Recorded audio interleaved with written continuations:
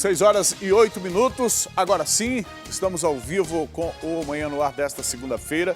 E você pode interagir com a gente pelas nossas redes sociais. Tem a nossa página, a página do Manhã no Ar no Facebook. Há também os canais oficiais da TV A Crítica, tanto no Facebook, no Instagram, como no Twitter, em todas as redes sociais. Lembrando que nós estamos ao vivo aqui pela TV A Crítica, ao vivo também pela FM O Dia 93.1, ao vivo também pelo YouTube. Dá para colocar, por favor, diretora, o endereço do YouTube na tela aí, o /TV A Crítica, onde você acompanha a nossa programação pela internet.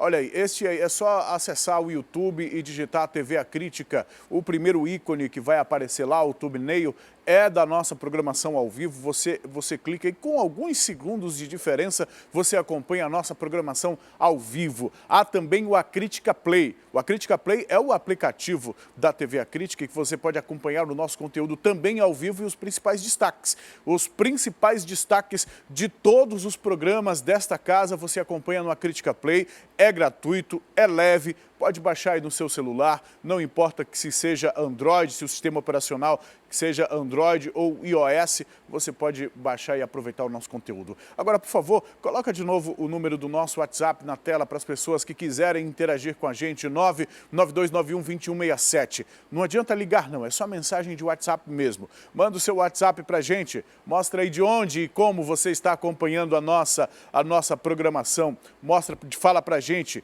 Nós vamos trazer hoje muitos assuntos, começamos aqui com o noticiário policial, vamos conversar hoje sobre violência e bullying na escola. Nós que estamos vindo aí da semana passada de casos de violência que chocaram a nossa sociedade, com a morte de um estudante, com outros estudantes sendo agredidos por estudantes dentro das escolas públicas do nosso estado. Então você tem um canal livre, um canal direto para interagir, para participar com a gente. 9291-2167 é o nosso número de WhatsApp. Manda sua mensagem. Desde já eu quero mandar um abraço para a galera lá da Panificadora do Gordinho no Viver Melhor, na Zona Norte, que está sempre ligado na nossa programação e ele praticamente me ameaçou ontem. Olha, manda um abraço para o pessoal, porque o pessoal está assistindo vocês todos os dias. Hoje eu estou em carreira solo aqui, a Adriane Diniz está curtindo uma folga merecida para ela, mas a gente segue aqui com as informações do dia.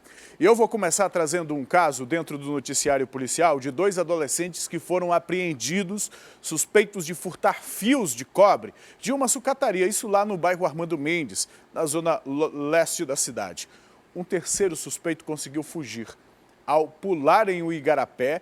E olha, eu conheço o igarapé ali do Armando Mendes, daquela área da cidade, viu? E não é nada agradável aquela água. Estive lá, inclusive, no sábado passado. E esse cara conseguiu fugir da polícia pela água do igarapé, viu? Fugindo pelo igarapé. A dupla e o material foram apreendidos e encaminhados para a delegacia especializada em apuração de atos infracionais. Era por volta de 5 horas da manhã quando os policiais da 25ª Companhia Interativa Comunitária receberam uma denúncia através do rádio, onde informava que 3 suspeitos estariam furtando fios de cobre de uma sucataria. Os policiais imediatamente vieram aqui à Avenida Altaz Mirim, na comunidade da Sharp, zona leste da capital, para verificar se essa denúncia era verdadeira. Ao chegar aqui na avenida, eles avistaram essas 3 pessoas com sacos contendo fios de cobre dentro. Foi então que esse trio, quando percebeu a chegada dos policiais da 25ª SICOM, ficaram nervosos. Um deles correu, fugiu aqui por esse igarapé na Avenida Altaz Mirim. Os policiais militares ainda tentaram entrar para verificar onde esse suspeito estaria, mas ele conseguiu fugir dos policiais. Os outros 2 não tiveram a mesma sorte. Os policiais, então, foram verificar o que havia dentro das 2 sacolas que estavam com esses 2 menores e verificaram que continha fios de cobre que pertencia a essa sucataria. Eles não falaram exatamente, mas muito provavelmente esse material ele é vendido aí para outras sucatarias e muito provavelmente vai ser utilizado o dinheiro para consumo de entorpecente. E esse material, tenente, foi devolvido para o dono da sucataria? A priori, o material foi apresentado à delegacia do menor junto com os infratores e posteriormente deverá ser devolvido ao proprietário. Tenente, deixa o telefone de contato para denúncia, para qualquer tipo de denúncia os moradores entrarem em contato com a 25ª SICOM. Positivo, qualquer situação aí aqui na área do Armando Mendes, Zumbi 1, Zumbi 2, a população pode ligar para o 8842-2911, que é o nosso linha direta 24 horas. A gente repete esse telefone, 8842-2911, uma linha direta com a polícia. É um oficial da Polícia Militar, né, que fica com esse telefone, sempre o oficial responsável pelo plantão da área, que comanda as equipes na área de policiamento da SICOM responsável. Então, existe o 190 também, que a população utiliza e aciona o sistema policial, falando em termos de polícia militar. Este número direto é importante ter também, por mais que sejam vários números para se decorar, mas é importante porque você fala direto com o policial que atua no seu bairro, que conhece as ruas, que conhece as ocorrências, que conhece a dinâmica dessa comunidade. Por isso é importante ter sempre esse número em mente. Agora, vamos falar de uma operação desencadeada pela Polícia Civil.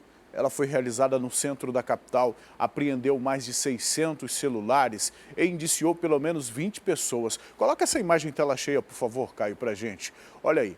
Esses são vendedores ambulantes ali do centro de Manaus, que vendem telefones celulares sem a nota fiscal. Você já viu isso?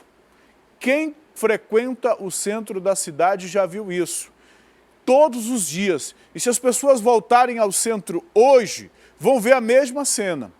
Esta ação da polícia teve como objetivo recuperar aparelhos roubados em ônibus do transporte coletivo e vendidos na Zona Sul, no centro da cidade de Manaus. Operação Offline, uma ação policial que tem o objetivo recuperar telefones celulares roubados dentro do transporte coletivo aqui na capital. A gente sabe que o número de roubos, infelizmente, é muito grande, principalmente dentro dos coletivos. Pensando nisso, a Polícia Civil começou a investigar diversos receptadores desses aparelhos celulares. Aqui na mesa, a gente consegue, inclusive, mostrar o material que foi apreendido durante essa operação. Mais de 600 celulares, além aí de notebooks e tablets que estavam em galerias no centro da capital e eram comercializados sem a apresentação de uma nota fiscal. Delegado, a gente sabe que o centro é uma área onde roubos são constantes, principalmente dentro dos ônibus. Ali, a rotatividade de coletivos é grande. Exatamente. Inclusive tivemos uma investigação, né, bem notória de um motorista de ônibus que faleceu, né? Conseguimos identificar a localização desse aparelho, fomos atrás a partir dessa investigação e conseguimos prender o autor do crime. E justamente esse criminoso havia vendido esse aparelho para um desses receptadores no centro da capital. E aí, depois dessa soma de informações, né, da existência desses receptadores, decidimos, a partir de uma determinação do secretário de Segurança, fazer essa operação offline, justamente para combater esses receptadores de aparelhos roubados. Lembrando que essa foi uma mega operação policial aí que envolveu diversos policiais civis lotados em vários departamentos da Polícia Civil. Secretário, existem muitos receptadores na capital e é justamente por conta da receptação que os crimes continuam. Sim, essa operação mais uma das ações que as polícias estão desenvolvendo, principalmente com o intuito de diminuir o roubo a ônibus, certo? A maior quantidade de aparelhos roubados são dentro dos ônibus, nós temos visto dos eventos nos ônibus, logicamente. E esse é o objetivo, prender os receptadores, diminuir isso aí, 602 celulares recuperados, certo? Mais de 30 tablets e notebooks, que agora serão identificados. A população já pode entrar no site da Polícia Civil e verificar realmente se o seu aparelho está naquela relação. Nós só teremos êxito nesse trabalho, nesse tipo de serviço, se a população também colaborar. A partir do momento que o cidadão, mesmo inocentemente, adquire um produto sem nota fiscal, sem origem comprovada, ele também pode ser preso por receptação. Foram então pelo menos 20 indiciados pelo crime de receptação em mais essa operação da Polícia Civil, denominada Operação Offline, que recuperou aparelhos celulares roubados de dentro do transporte coletivo. As investigações devem continuar para tentar identificar outros comerciantes na área do centro da capital que atuem nesse ramo ilegal de repassar aparelhos sem nota fiscal. Olha, eu vou dizer uma coisa para vocês. Eu particularmente... Caio, coloca na tela aqui, por favor, as imagens dessa operação. Eu particularmente não tenho nada contra quem é vendedor ambulante, quem está nas ruas trabalhando. Eu particularmente, inclusive, já estive nas ruas trabalhando como prestanista, vendendo churrasco, vendendo fruta. Se vocês estão na rua, estão ganhando a vida. Agora, no momento em que tem alguém vendendo um produto que sem a comprovação da origem, sem a nota fiscal, é para se desconfiar. E essa operação aqui, por exemplo, é uma operação que foi realizada, mas que está fazendo algo que todo mundo já sabe. Algo que todo mundo já sabe. E que já deveria ter sido feita há muito tempo. Para onde vão todos os celulares roubados em Manaus todos os dias dentro dos ônibus do transporte coletivo, nas paradas de ônibus, nas frentes das casas, em todos os lugares? Os telefones celulares são o principal alvo dos criminosos. E sabe por quê? Porque tem venda garantida. Quem rouba, quem furta esse tipo de material, esse equipamento, sabe para quem vender, para quem passar adiante. E aí um telefone que custa R$1.000, ele vende por 50 para comprar droga, eu sei lá o que ele vai fazer com esse dinheiro desse roubo. E o receptador esquenta esse material, esse produto, esse celular, modifica, muda o número, eu não sei como eles fazem isso. E aí o celular acaba na rua. Se a Secretaria de Segurança fizer essa operação hoje, de novo, no centro de Manaus, vai encontrar a mesma coisa.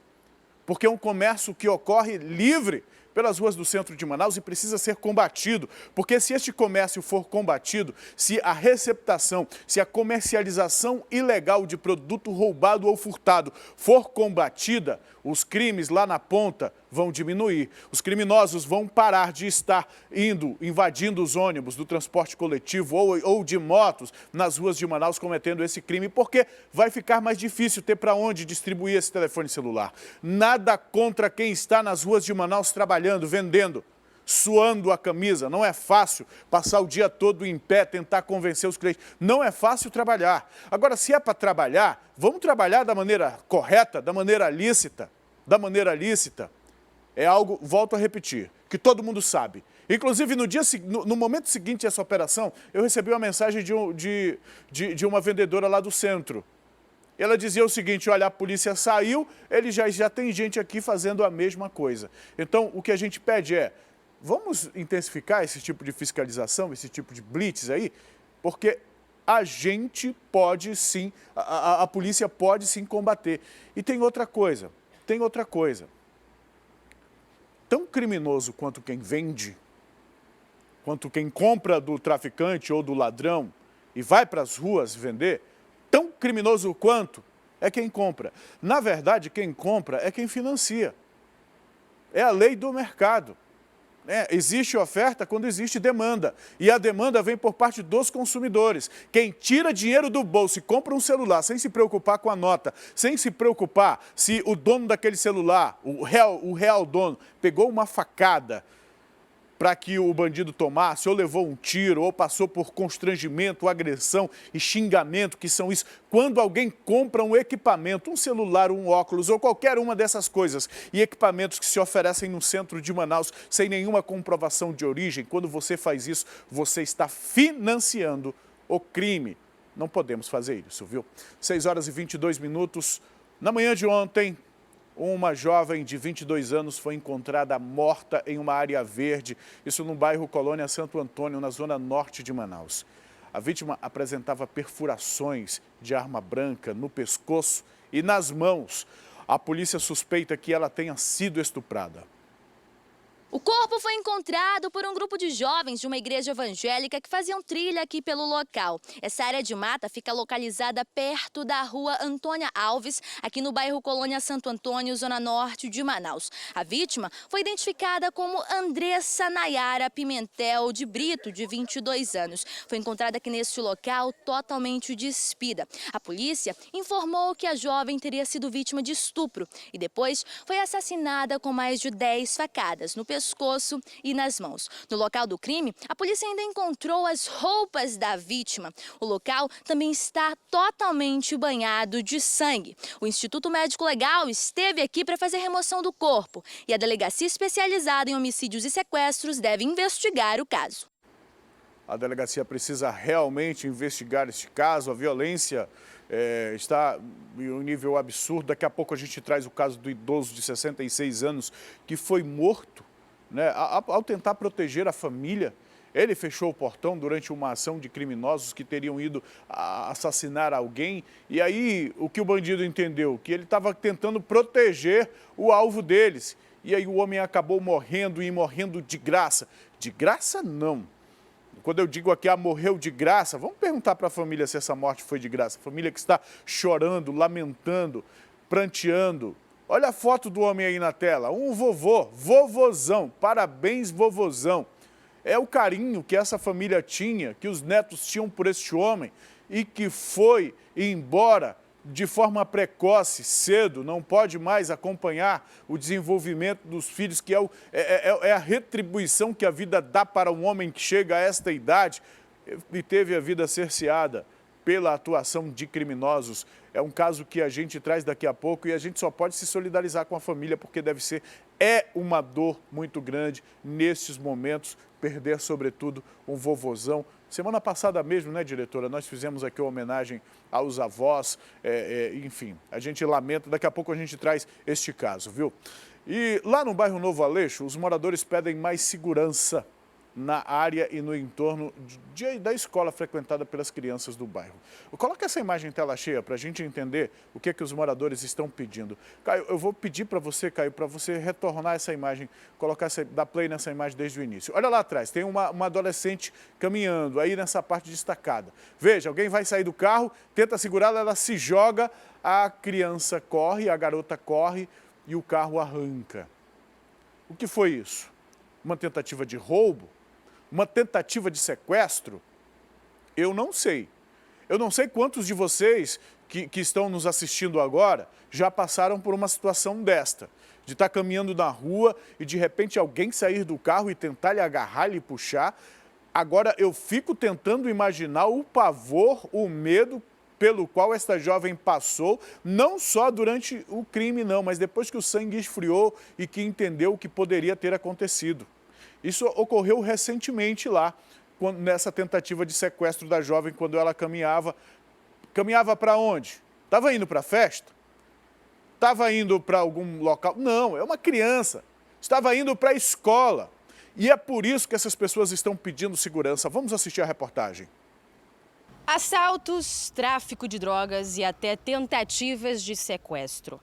Esses problemas têm tirado o sono das famílias que moram aqui na Rua Junqueiro, no bairro Novo Aleixo, zona norte de Manaus. Os moradores resolveram chamar a nossa equipe de reportagem para chamar a atenção das autoridades e relataram que as situações se tornaram frequentes há cerca de 4 meses, de forma rotineira.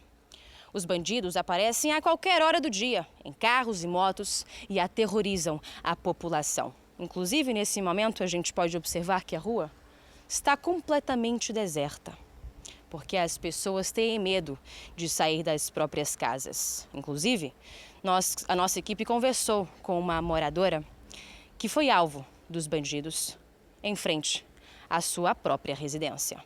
Aqui a gente já não vive em paz, já não dormimos tranquilos, já não temos mais a liberdade de sentar em frente de casa, já não tem totalmente a segurança que a gente necessita, né? Totalmente inseguros, totalmente.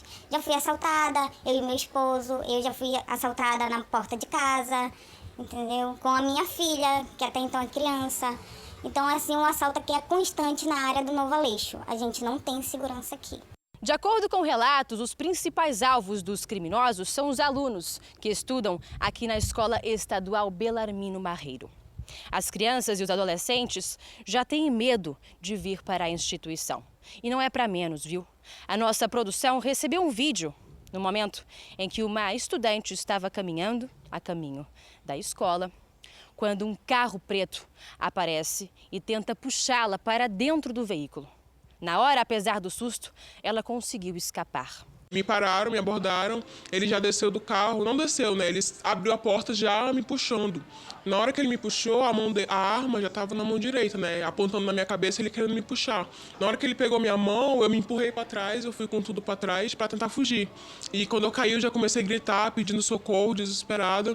Foi quando eu saí correndo na rua e uns homens que estavam vindo mais na frente, eles me ajudaram, né? Me pegaram ali e me levaram direto para a escola. Eu estava com meu telefone em mãos. Eu botei no bolso, eles viram que eu estava com meu telefone, mas não pegaram. Só mesmo queriam me levar e foram embora, mas não pediram nada. Tô com medo, né, de sair por aí, porque foi um livramento de Deus. E eu agradeço muito, assim, dele ter me dado essa chance, né, porque é um susto muito grande. A gente, na hora ali, eu fiquei, eles vão me levar, e agora o que eu ia fazer? A gente não sabe o que pensar. Por conta de situações como essa, alguns pais já até mudaram a rotina. Hoje em dia, acompanham os filhos no percurso de ida e volta para casa. Os alunos da escola Belarmino são os alvos principais desses assaltantes, né? É tanto pela parte da manhã como pela parte da tarde. Então, o assalto com os alunos da escola Belarmino é o que mais sofrem aqui, são os alunos da escola. Você tem filhos que estudam no local? Sim, tenho sim. Eles vão sozinhos para o colégio ou não vão mais? Agora não mais, porque como a gente é mãe, fica com o coração apertado, com medo de acontecer alguma coisa, né? Então hoje eu deixo na porta, vou buscar e, tipo, a gente vem totalmente assim em desespero. A gente já não caminha com tanta vontade, já vem desesperada para chegar em casa para se proteger. A tentativa que a moça sofreu, tamanho 12:30 da tarde, e o carro, por coincidência, ficou meia hora na frente da minha casa, né? A gente ficou com medo e logo em seguida a gente ficou sabendo, né, que a moça teve a tentativa de sequestro. Segundo os moradores, uma solução para acabar com a criminalidade por aqui é intensificar o policiamento. Segundo eles, raramente uma viatura policial passa pelo local. Por conta dessa situação, um local que antes era tranquilo, hoje se transformou num cenário de violência. E eu peço aí ao policiamento, né, que patrulhe mais o bairro Novo Aleixo, principalmente a redondeza da escola Belarmino, com a Rua Junqueiro, que é onde tem assalto frequentemente. A Polícia Militar se pronunciou sobre esse caso. Diz que o patrulhamento é feito pela 27ª Companhia Interativa Comunitária, 27ª SICOM. Será que os pais acompanharem os filhos à escola é suficiente para diminuir esta violência, da violência denunciada aqui na reportagem? Se o problema fosse apenas aí no Novo Aleixo, a solução seria um pouco mais prática. Mas não é só no Novo Aleixo, não. Nós já exibimos aqui reportagens de alunos sendo vítimas de crimes na frente de outras escolas. Infelizmente, crimes sendo cometidos até dentro da escola. Mas vamos lá, a gente está aqui falando do ambiente externo. Aumentar o policiamento, colocar um policial na frente de cada escola. O que fazer para mudar essa situação? A mudança, sim, passa pelo reforço do policiamento ostensivo, obviamente. Mais polícia na rua, os bandidos têm a sua atuação restringida. Mas é preciso também reforçar as leis, porque eles estão absolutamente à vontade. Pegam um carro que possivelmente é roubado, já deve ser fruto de um outro crime, vão à rua e aí tentar sequestrar menininhas na rua. Estamos chegando a este ponto, já não basta a quantidade de crimes que a gente tem relatado aqui. A gente já mostramos casos aqui na Zona Norte, inclusive, de uma jovem que foi jogada dentro de um carro, corpo morto. E outros casos, mostramos inclusive o caso de uma outra que foi sequestrada, algo parecido assim, por 3 homens e foi abusada pelos homens que estavam neste veículo e que a sequestraram.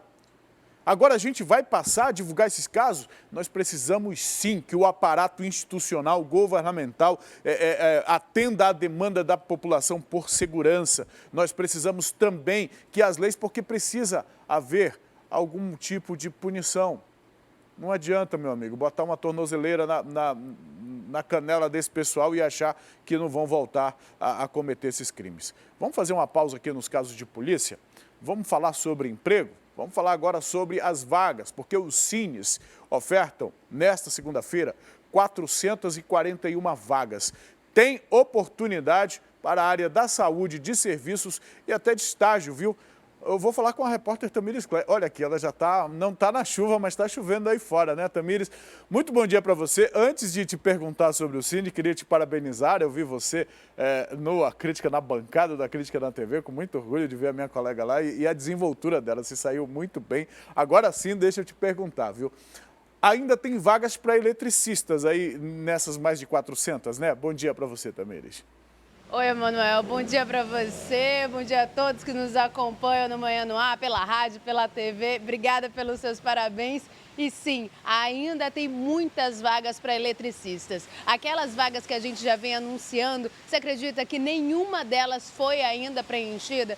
Pois é, tem 300 vagas ainda para esse cargo. Então, se você tem alguma experiência nessa área, é o momento de você ir lá no Cine, na Cetrab, na Djalma Batista, para colocar lá os seus dados, se cadastrar e, quem sabe, você não vai preencher uma dessas 300 vagas. Precisa ter pelo menos o ensino médio completo. Só que é preciso ter também alguns cursos um pouco específicos. Você precisa ter, por exemplo, o NR10, NR35, precisa também da carteira de motorista na categoria B. E aí você precisa também ter feito esses cursos, no mínimo aí 90 horas. Então, se você preenche esses requisitos, você já separa logo os seus documentos. Já separa o seu RG, CPF, comprovante de residência. No caso dos homens, tem que ter o certificado de reservista, tem que ter ainda a carteira de trabalho com o PIS, o certificado de escolaridade.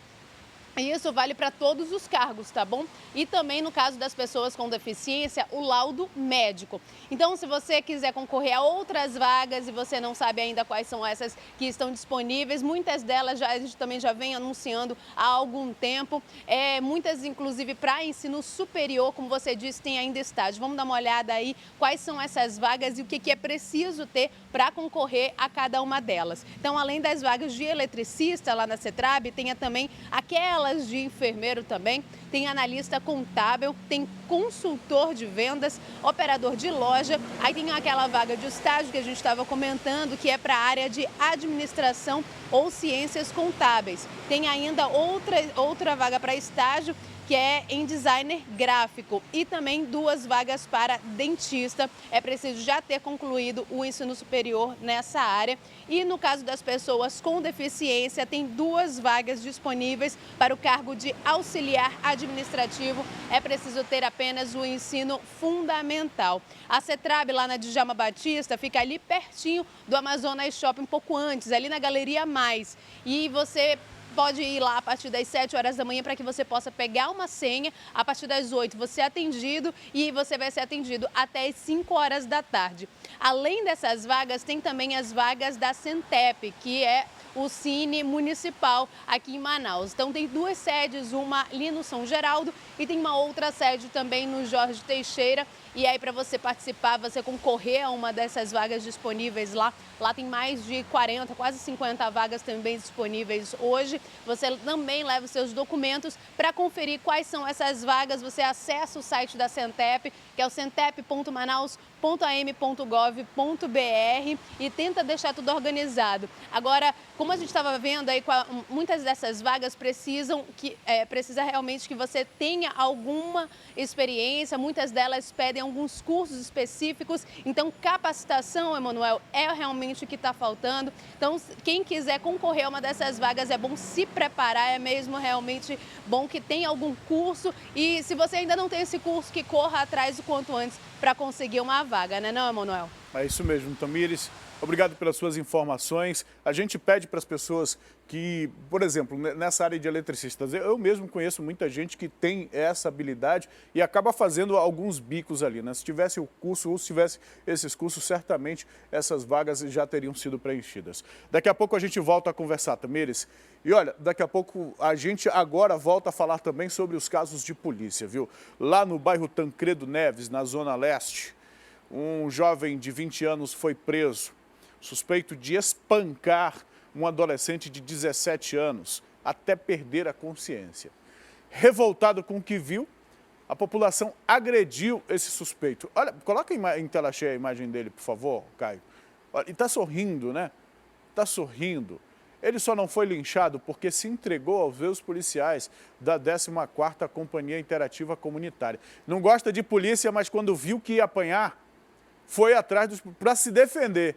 Para se defender, viu? Já a vítima dele, o adolescente, foi encaminhado em estado grave para o Hospital e Pronto-Socorro Platão Araújo. Na madrugada deste domingo, um homem identificado como André Felipe da Cruz, de 20 anos, foi preso, suspeito de tentativa de homicídio na rua 31 de Maio, no bairro Tancredo Neves, zona leste de Manaus. A tentativa teria ocorrido contra um adolescente de 17 anos. A vítima teria sido agredida até ficar inconsciente. Depois foi encaminhada até o Hospital e Pronto-Socorro Platão Araújo, onde permanece até o momento em estado grave. Quem vai explicar toda essa situação é o Tenente Ezequias, ele que participou de toda a ocorrência. Tenente, por volta de que horário vocês chegaram no local e qual era o cenário naquele momento? Por volta das 4h30, nós recebemos essa informação que teria um indivíduo ameaçado de linchamento pela população. Então a equipe se deslocou até o local e verificou realmente que ele estava temeroso pela sua vida, e quando fizeram as buscas e verificaram que se tratava de um elemento que teria cometido tentativa de homicídio. E a vítima, um menor de 17 anos, estava hospitalizado. Então, mediante os fatos, nós detivemos o infrator e fomos verificar o estado de saúde da vítima, que estava bastante grave, de acordo com a equipe médica que nos atendeu. Então, foi feitos os procedimentos, trouxemos o infrator até o 14º DIP para proceder à devida consecução penal. E esse suspeito já tem passagens pela polícia? Não tem passagem, né? Foi verificado, não tem passagem. E também a motivação, ele não falou nada. E a vítima, como a vítima estava inconsciente, também não teria como fazer a verificação. O homem está preso, deve passar pela audiência de custódia, onde vai ficar à disposição da Justiça.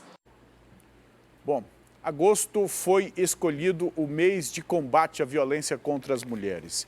Um problema sério que precisa de atenção de todos. Aqui no Amazonas, por exemplo, do início do ano para cá já foram mais de 10 mil denúncias. Um dos crimes que mais tem crescido é o de contravenção penal, que é a perturbação da tranquilidade da mulher, aquela perturbação que acontece por conta da violência, por conta principalmente de ex-companheiros que não estão satisfeitos e não respeitam a postura, o posicionamento e os direitos da mulher. A gente tem uma reportagem. Na imagem, um homem acusado de manter a ex-mulher em cárcere privado. A vítima, essa jovem de 28 anos, que não vamos identificar. Foram mais de 2 dias em cativeiro, sendo torturada. Eu passei momentos de horrores, medo, todo o tempo orando, porque ele falava que iria me matar. Cada vez que ele pegava meu celular, olhava o WhatsApp, ele começava as agressões repetitivamente. Isso foi até 3 horas da manhã, quase 4 horas da manhã. O relato de dor é o retrato de uma realidade cruel. No Amazonas, os registros de denúncia de violência contra as mulheres já passam de 13 mil em todo o estado do início do ano até agora. Só na delegacia especializada na capital foram mais de 6 mil no mesmo período. Uma estatística triste, mas para a delegada é um avanço na luta contra este tipo de crime. É um ponto positivo que a mulher está tirando de dentro de casa a violência e expondo para ser resolvido esse problema por meio da Lei Maria da Penha, por meio da polícia, da Delegacia da Mulher e da Justiça. que ela sabe que vai ter solução àquele problema. O difícil é quando a mulher ainda internaliza essa violência e fica quieta com aquilo. Por isso que a gente fala, uma denúncia vale a própria vida dela e dos familiares dela, que todos sofrem. Tem as vítimas reflexas que sofrem com isso e todo mundo acaba sofrendo quando vê um casal brigando, principalmente os filhos, os pais, né? Um dos tipos de crime que tem crescido na capital é a contravenção penal, ou seja, a perturbação da tranquilidade da mulher. Até maio deste ano, foram quase 1.500 queixas. Nesses casos, a pena é de 15 dias a 2 meses de prisão, além de multa. Onde ela está, ele fica ligando sem parar, mensagens sem parar, chorando, pedindo para as pessoas irem falar com ela, mandando e-mail, carta e tudo, o tempo todo atrás dela, perseguindo ela. Por isso tem que ser coibido e elas têm registrado a perturbação de tranquilidade e cabe, sim, medidas protetivas contra a perturbação de tranquilidade e também, se for pego em flagrante, vai preso e podemos até representar pela prisão preventiva somente por esse fato. Agosto foi escolhido como mês de conscientização e combate à violência contra as mulheres, porque foi justamente nesse período, no ano de 2006, que foi criada a Lei Maria da Penha. Batizado de Agosto Lilás, a campanha quer que cada vez mais mulheres tenham coragem de denunciar e sair do círculo da violência, seja ela física ou psicológica. Nós somos o 5º no ranking mundial em feminicídio e nós temos que diminuir essa estatística e, na verdade, virar um país onde a mulher tem os direitos iguais ao homem e não sofra mais violência, que isso é uma covardia, porque o homem tem uma força física descomunal à força da mulher e nós temos que, na verdade, acabar com isso.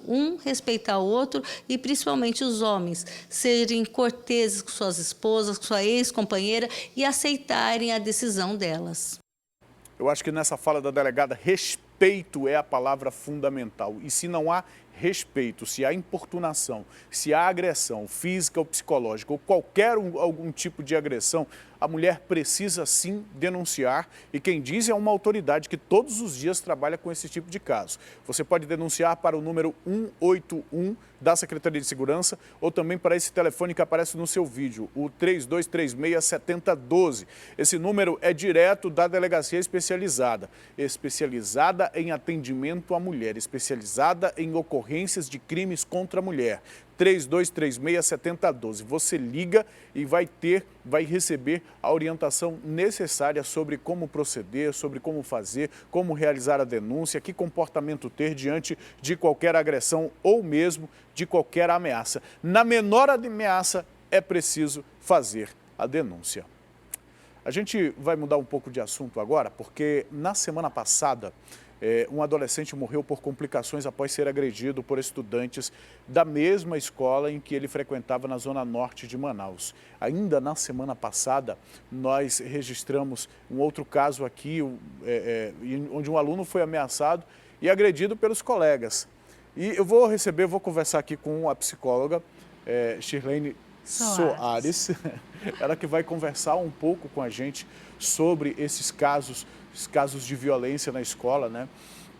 A gente veio de uma semana muito preocupante. Nós tivemos a morte de um aluno, que pode ter sido uma briga que não ocorreu dentro do ambiente da escola, ocorreu próximo da escola, mas que pode ser em decorrência da vivência e da convivência dentro da escola. Nós estamos, inclusive, exibindo as imagens dessa criança, desse adolescente, na verdade. Nós tivemos denúncias depois da mesma escola. Eu mesmo conversei com um menino de 12 anos que teria sido agredido na quarta-feira. Na quarta-feira ele foi agredido na sala de aula. Na quinta-feira, depois da notícia da morte desse jovem, esse menino que foi agredido na quarta recebeu uma outra ameaça. A ameaça de que... E na ameaça estava, tu vai querer morrer que nem o outro? E aí foi o momento em que a mãe abriu o olho e procurou a especializada em apuração de atos infracionais, porque de fato ficou com medo. Detalhe, alunos da mesma escola de onde aconteceu o outro fato. Hoje, o Alô Amazonas vai trazer um outro caso de violência na mesma escola. Na mesma escola. Mas o que acontece lá na escola, se eu não me engano, na Escola Estadual Professor Roberto dos Santos Vieira, é o nome da escola, onde esses casos ocorreram. não é um fato isolado, não é? Na sua opinião? Não, na verdade a gente tem bullying de várias formas, né? Você está trazendo um bullying muito pesado, uma agressão muito pesada que acontece muito mais em escolas onde tem crianças, querendo ou não, com menos assistência familiar. Os pais têm que trabalhar o dia todo, às vezes chegam, não sabem o que esses filhos estão fazendo. Às vezes passaram a maior parte do tempo na rua, sendo influenciados por criminosos adultos mesmo. Então, nas escolas particulares é um outro tipo de bullying, mas esse bullying que você está trazendo é um bullying muito agressivo, né? Onde chegou a levar à morte da criança. Agora, isso começa pequeno, né? Isso começa pequeno. E aí a gente vai assim para várias questões, aí tem várias questões envolvidas. Tem as questões familiares, tem as questões do próprio sistema escolar. E aí, Emanuel, é uma coisa assim que a gente para pensar. As crianças e os adolescentes, elas estão reproduzindo, né, elas estão modelando o que elas estão vivendo. Esses jovens agressores, eles também já eram crianças em sofrimento e ninguém percebeu, né? Então... Agora, eu queria que você olhasse para a câmera e dissesse para os pais que estão nos assistindo agora, como reconhecer os sinais de que o filho está passando por bullying ou por algum tipo de agressão e violência no ambiente escolar? Como é que se reconhece isso? Como é que se observa isso? Às vezes fica um pouco difícil observar porque essa criança que foi escolhida para o bullying geralmente é aquela criança mais quieta. Eles não vão pegar a criança mais solta, a vítima é escolhida, né? Então os pais não percebem porque às vezes já é aquele filho que é quietinho, que já é mais tranquilo. Mas assim, por mais que ele seja tranquilo, ele vai mostrar um sofrimento, ele vai mostrar uma ansiedade, ele vai mostrar uma recusa para não ir para a escola, ele vai pedir para não ir. E aí é hora de investigar. Se a criança não quer ir para a escola, o que está acontecendo? Se o adolescente está pedindo para não ir e você diz simplesmente vai, você tem que ir à sua escola e pronto, acabou-se. E aí você não escuta o que está acontecendo, muitas vezes é isso que acontece, Emanuel. Perigoso, Os pais não param para ouvir por que a criança não está confortável. A mãe, não quero ir para a aula, ou eu não gosto dessa escola. Não, mas você tem que ir, porque essa é a tua escola. E às vezes não tenta entender todo esse contexto. E às vezes também, por mais que seja um pai ocupado, tira um momento para ir nessa escola, tira um momento para conversar com a coordenação, ver como é que seu filho está na escola. Porque se você mostra também que você está preocupado, que você está acompanhando, às vezes até a postura da escola em relação ao seu filho vai ser diferenciada. Então, em casa, você pode observar, sim, sinais de inquietação dessa criança ou sinais de humor deprimido, alteração no apetite. Essa criança, às vezes, ela está tão tensa, ela está tão angustiada, ela está tão deprimida que ela vai comer menos, ou ela não vai querer comer nem as coisas que geralmente ela gostava de comer. Alteração no sono, você vai perceber a criança com olheira, o jovem com olheira, você vai perceber que ele não dormiu direito, que ele não está dormindo direito. Então, são alguns sinais para indicar que teu filho não está bem, né? Mas se você percebe que seu filho não está bem, o ideal é o diálogo para investigar melhor o que está acontecendo, porque pode ser, sim, o bullying na escola, pode ser outros fatores, mas o que seja, né, o motivo que estiver levando o seu filho a não estar bem, você precisa investigar, e a única forma é estando mais próximo, conversando e chegando mesmo a acompanhar a rotina do dia dele dentro do possível. A gente sabe que os pais saem para trabalhar e tem que passar o dia todo. Às vezes o transporte, voltam no transporte coletivo, às vezes chegam muito tarde em casa, chegam com fome, exaustos, mas vai ter que encontrar essa hora.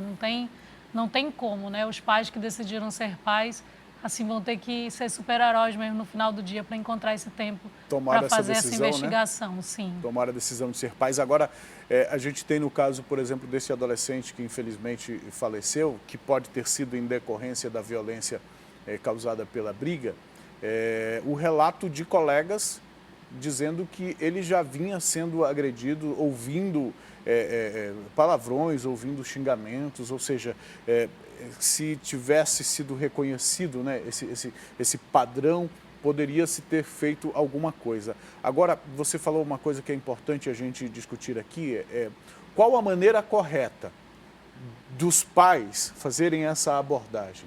Porque muitas vezes o pai não sabe direito ou a mãe não sabe direito como fazer essa abordagem, como chegar com o filho, como fazer essa investigação, né, como perceber os sinais. Não está dormindo direito, não está comendo, está demonstrando sinais de um comportamento introspectivo, alguma coisa assim. Mudou o comportamento de maneira geral, o pai percebeu, a mãe percebeu.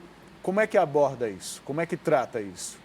Então, o relacionamento com os filhos, os pais estão, querendo ou não, estão perdendo, né? Quando eles chegam em casa e só brigam, você não lavou a louça, olha a sua roupa aqui jogada. E às vezes eles deixam de investir um pouco no mundo desses filhos. Filho, o que você está assistindo? Né? Às vezes o filho está com o celular ali assistindo um vídeo no YouTube. Filho, o que você está assistindo? Deixa eu assistir com você. Filho, como é que foi seu dia? Então se interessa primeiro pelo mundo do seu filho. Porque às vezes são pais que querem regular o ambiente, né? Passam um dia fora e querem... você estudou, você fez isso, você fez aquilo, você não lavou, você não tirou, olha a sua mochila jogada, já chegam em casa cobrando, né? E aí quebram ali o relacionamento ao invés de investir no contexto. Shirlene, e aí? Vai deixar o menino solto, ele não vai fazer nada? Primeiro investe no relacionamento, abraça, beija, fala que ama, que sentiu saudade, se interessa pelo que ele está fazendo e depois, poxa filho, a gente já não combinou? Olha aqui, você não ficou responsável pela louça, você não fez, deixa isso para depois. Não precisa ser ao entrar em casa. E a maioria dos pais já entra em casa cobrando, né? E já olham... já entram brigando e nessa hora se quebra o relacionamento. Nessa hora o filho se aborrece, porque adolescente, querendo ou não, eles são mais... É da fase, essa labilidade emocional, então eles se irritam muito mais fáceis. Então, se os pais chegarem dessa forma, eles já quebram ali o acesso aos filhos. Então, o ideal é a linguagem do amor, é falar de amor todos os dias. Amor e limite, não é que você vai deixar seu filho sem fazer nada, não, e nem vai deixar de cobrar o que tem que cobrar, mas a linguagem do amor não pode se perder e ela tem que ser a porta de entrada, né? Eu preciso te perguntar, agora, bom, o pai reconheceu, tem alguma coisa errada, é alguma coisa errada na escola, o filho está sofrendo algum tipo de violência, bullying, alguma coisa ali, conseguiu conversar, conseguiu entender, faz o quê? O que o pai ou a mãe deve fazer no momento em que reconheceu que o filho está sofrendo bullying, está sofrendo alguma violência? E assim, não apenas em relação à escola, não apenas a atitude institucional, digamos assim, mas em relação ao filho mesmo. Então explica pra gente qual é a maneira de abordar essa situação, como trata ali com o filho e como se comporta em relação aos demais envolvidos. O ideal seria que realmente essa criança fosse, ou esse adolescente, né, fosse buscar ajuda profissional, porque é um adolescente ou uma criança que está fragilizada, então ela não tem defesa, ela acaba tendo uma vulnerabilidade. O pai deve levar então o filho ao psicólogo. Sim, aí a gente volta para a questão do sistema. Mas e aí, se esse pai não tem condição de procurar um psicólogo particular? Na rede pública não é de imediato. Então a gente sabe que assim, o pai não vai sair amanhã na rede pública para encontrar um psicólogo e já vai conseguir. Não, às vezes ele entra numa lista de espera que vai demorar muito. Mas se ele já percebeu que esse filho precisa de ajuda para se fortalecer, nem que ele entre na fila de espera e que daqui a 2 meses ele consiga, o ideal é buscar ajuda. Porque vale a pena. Né? Vale a pena. E a questão também, enquanto isso não acontece, enquanto ele não consegue levar o psicólogo, que ele faça esse apoio psicológico, que ele consiga trabalhar esse processo de segurança do filho. E assim, a gente não pode deixar de falar que as escolas têm um papel importante nisso. Os professores, né, toda a estrutura de coordenação da escola, porque a gente está falando de um sistema que está longe de ser o ideal. Né? O que a gente gostaria mesmo era que tivessem pais que pudessem voltar mais cedo para casa, que pudessem acompanhar melhor esses filhos, que tivesse psicólogos em todas as escolas para trabalhar esse contexto como um todo, da saúde emocional, tanto da vítima como do agressor, porque o agressor também é um jovem que está ali com comportamentos de conduta, né? E esses comportamentos de transtorno de conduta também precisariam ser trabalhados. Só que a gente está longe desse ideal, então as escolas elas precisam, talvez, nesse momento, encontrar uma forma de serem mais criativas, pegar 2, 3 professores ali que talvez tenham um perfil que se aproximem mais desses adolescentes, fazer pequenos momentos dentro da escola de integração, de psicoeducação sobre esses temas e ficar de olho mesmo, não tem jeito, se percebe que tem ali adolescentes que passam do limite, né? E às vezes o professor percebe, né, que o jovem está excluído, que o jovem está retraído dentro da sala de aula e não se posiciona, e não faz nada. Então, assim, o professor ele tem papel muito importante nisso. A gente sabe que parte dessas agressões ou mesmo do bullying geralmente ocorrem longe dos olhos dos adultos, em termos de adolescente, né? Sim. Aquele momento em que o professor saiu da sala e que o outro vai chegar, ou que o coordenador ou o supervisor pedagogo não está olhando, a gente sabe. E já foi estudante, né? Sim. Já foi estudante quem nunca tirou uma brincadeira de mau gosto ou foi vítima de uma brincadeira de mau gosto. A gente está chegando, infelizmente, ao fim da nossa entrevista, mas eu ainda preciso te perguntar de uma maneira geral. Por que nós, sociedade, professores, educadores, pais, mães, quando eu falo pais, estou me referindo, as mães acompanham muito mais o dia a dia escolar das crianças do que os próprios pais, mas por que esse tema precisa ser discutido, observado e trabalhado mesmo no interior das escolas, das famílias, hoje em dia? A pergunta é óbvia, porque a gente está saindo de uma semana onde a gente temos a morte de um adolescente. Sim. Outros casos, daqui a pouco a gente vai mostrar um outro aqui mesmo na TV A Crítica, mas eu gostaria de ouvir de você, que é uma especialista na área, que estuda, que se preparou para isso, e de repente quem está acompanhando em casa ainda não abriu o olho e precisa ficar atento, então, por favor. Então, hoje a gente vive num momento onde a era da tecnologia realmente ela é predominante. A gente está falando de jovens aí que ficam a maior parte do tempo em videogames, jogando muitos jogos que são violentos, sim, que são agressivos. Jovens que estão treinando muito, que estão treinando quase nada, né? Estão treinando pouquíssimo o mundo das emoções. Então, são jovens pouco empáticos, onde a empatia precisa ser melhor trabalhada. Então, por que falar mais sobre isso? Por que trabalhar mais sobre isso?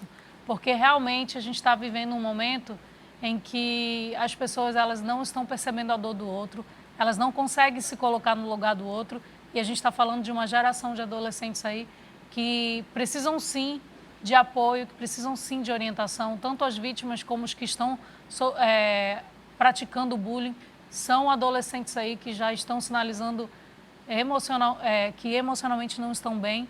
Então a gente precisa realmente se preocupar e trabalhar mais ações que possam, né, tanto dentro de casa, a gente sabe que tudo começa a partir de casa, então pais que precisam trabalhar a harmonia desse ambiente, que precisam acompanhar seus filhos, e também a gente não pode esquecer que as escolas precisam se preparar melhor para trabalhar esses contextos, porque as crianças passam parte do dia, né, meio período ali de posse dos professores e da coordenação da escola, então a escola passa uma parte do tempo significante, então acho que as escolas também têm que criar um contexto assim mais criativo para ficar mais atento em relação a essas questões. Bom, eu conversei com a psicóloga Shirlene Soares, ela que trouxe essas informações para a gente. Muito obrigado, muito bom dia, até uma próxima oportunidade. Desculpa o telefone que está tocando, é o meu ali que eu esqueci de deixar no silencioso, está atrapalhando a nossa entrevista aqui. Então, por favor, desculpe mais uma vez, obrigado pela tua presença com a gente. Obrigada também pela oportunidade, né, de poder contribuir, de poder levar informação, e eu espero que temas como esse sejam falados não só aqui, mas em outros lugares também, para que a gente possa, pelo menos, diminuir ações como essa, né, e evitar que alguns jovens e algumas crianças sofram bastante em relação a isso. Olha, a gente encerra aqui a entrevista e encerra também a nossa participação na FM O Dia, na 93.1, desejando a todos os ouvintes, as pessoas que nos acompanham aí de segunda a sexta, uma excelente semana, uma excelente segunda-feira, e a todos vocês, a gente se encontra amanhã a partir das 6 da manhã. Eu sigo aqui com o Manhã no Ar, trazendo um caso, voltando ao noticiário policial e, mais uma vez, trazendo uma desses crimes que tem ocorrido nas ruas da nossa cidade. Um jovem de 26 anos que foi morto com 8 facadas neste fim de semana lá na zona sul de Manaus. A vítima, que usava a tornozeleira eletrônica, caminhava com a esposa dele pela Avenida Tefé quando foi surpreendido por 7 suspeitos. Era por volta das 2 horas da madrugada quando Ricardo da Silva Garcia, de 26 anos, foi morto com diversos golpes de faca. De acordo com a polícia, aqui na Avenida Tefé, entre as divisas do bairro Raiz e Japim. De acordo com a polícia, cerca de 7 homens chegaram até esse local onde ainda existem as marcas do crime e abordaram a vítima. que estava usando uma tornozeleira eletrônica. De acordo ainda com os relatos da mulher da vítima para os policiais, os golpes atingiram o tórax e também a cabeça da vítima. De acordo com o Departamento de Polícia Técnico-Científica, foram 8 facadas. Dessas 8, 2 atingiram o tórax e as outras 6 foram todas na cabeça. Os suspeitos, ainda não identificados, fugiram aqui por essa região que é conhecida por ter um hip-hop que corta os bairros. A delegacia especializada em homicídios e sequestros esteve no local e deve investigar o caso. O que foi informado é que foram 7 elementos que pegaram ele numa rua aqui na Raiz, a Rua Barão, e ele e a companheira dele e cometeram o crime e deixaram o corpo ali nas proximidades da Tefé, ali no Igarapé, ali próximo ali do Jupiá. Segundo a companheira dele, ele tinha envolvimento com tráfico. Um dos elementos, ele portava arma de fogo, então logo a gente deduz que não quiseram matar ele a tiros, né? Então isso já para demonstrar o requinte de crueldade, né? Fizeram as facadas já para causar o terror mesmo, né? Ele devia estar devendo aí alguma coisa, já que ele era envolvido com tráfico, né? E no tráfico de drogas aí você fica devendo, paga com a vida, né? Infelizmente esse é o destino para quem se envolve nessa vida. Tenente, em relação a denúncias, tem algum número para contato? Com certeza o nosso linha direta da Terceira SICOM é o 98842 1549. A gente vai manter o sigilo da fonte, pode ficar à vontade para denunciar. Olha, é uma situação complicada, viu, essa dos homicídios. A gente vai fazer um intervalo agora e depois do intervalo vamos trazer outro homicídio além desse. 2 mortes que também foram registradas lá na zona sul da cidade nesse fim de semana. Em um desses casos, esse idoso aí de 66 anos, ele foi morto ao fechar o portão da casa dele. Agora, sabe por que ele fechou o portão da casa dele? Porque ele tentou defender os netos e morreu por conta disso. E ainda a gente vai trazer uma imagem, né? Uma imagem do mamaço. Várias mães se reuniram para incentivar a amamentação. Isso ocorreu no fim de semana lá no Parque da Criança. É informação, é reportagem que a gente traz daqui a pouco aqui na tela da TV A Crítica, no Manhã no Ar.